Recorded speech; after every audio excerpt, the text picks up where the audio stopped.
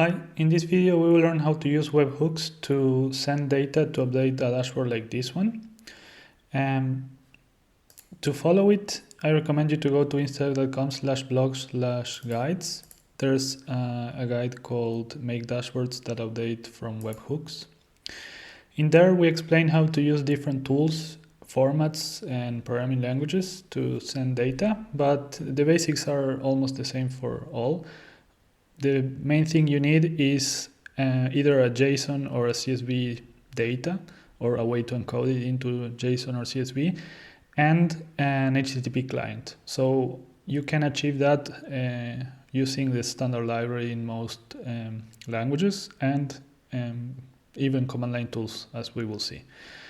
So first, a webhook, what it is, basically it's a unique URL that you can use to send data. And then Instadeq will send the body of the request into a channel. So the first thing you need to do is, if you have some JSON data, you select JSON file. If you have a CSV data, you select the CSV file cards. We are going to start with JSON, so I'm going to select the JSON file.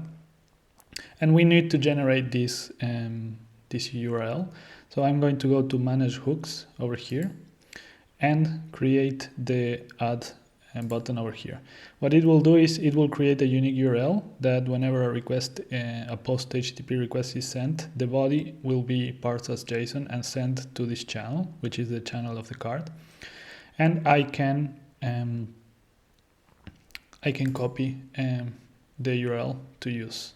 So I will just keep it around in a tab because I will use it a lot. So now we have our hook mapped to the channel of this card, and let's go try some examples. If you're using JSON, I recommend you to check this link, support the JSON table formats. There are ways to send JSON data and display it directly as a table, as long as in your JSON card you have the text table and sheet format set to true. So you can send JSON data that represents a table in different formats, like array of objects. Here is an example. Objects with columns and row keys. Here's an example. The fields can have different names, as you can see here. Object with columns as keys. Array of arrays with headers as first rows. So basically almost a CSV, but as an array of arrays. Without the headers. And array of columns as pairs.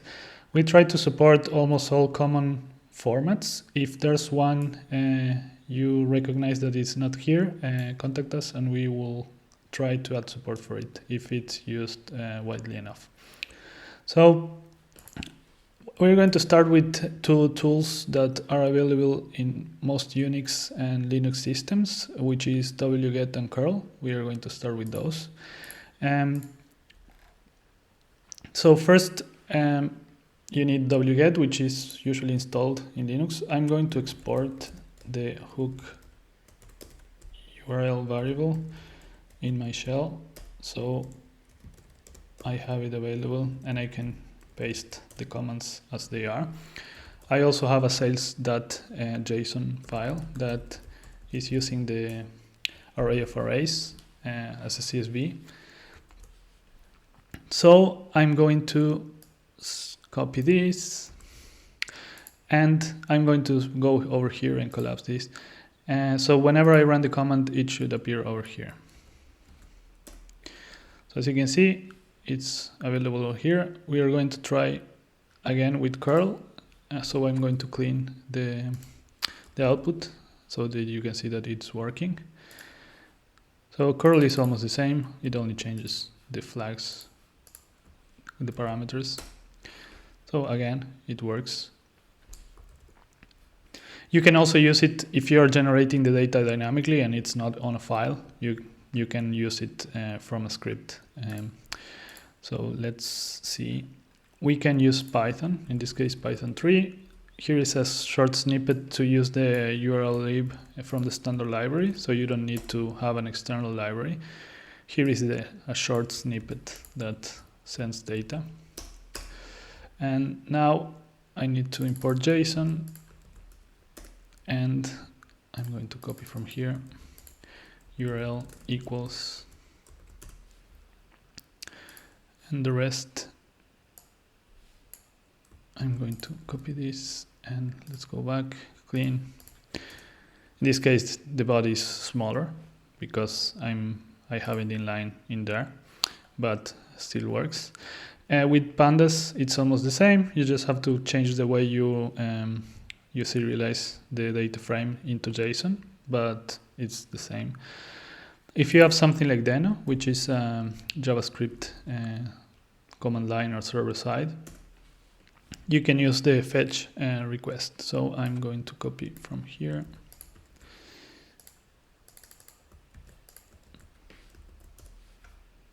Let's clean this. Again, I'm going to generate a simple body. And if we go back, you can see that it works.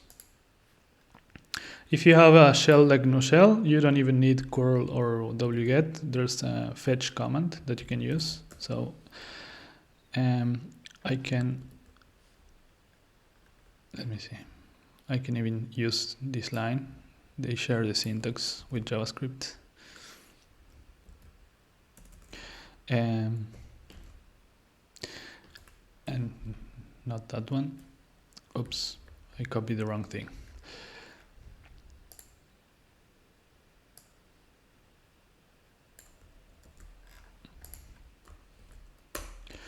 There you go. And there's a post comment. And I will do cut of the sales file. I'm going to clean this. And it also works. And we have one for R. We are going to keep adding new examples and snippets, but the structure is always the same. A way to serialize into JSON or CSV, and an HTTP library to make a post request with the body, encoding the body. It can be either CSV or JSON, whichever works. So this was how to use webhooks from different tools and programming languages to update dashboards on Instadeq. If you want to play with some data generators, here we have a repository where we have different tools to generate sample data dynamically, so you can change the data in different updates and see how the dashboard change. So you can check it there. If you have any question, just comment on the comment section below. Bye.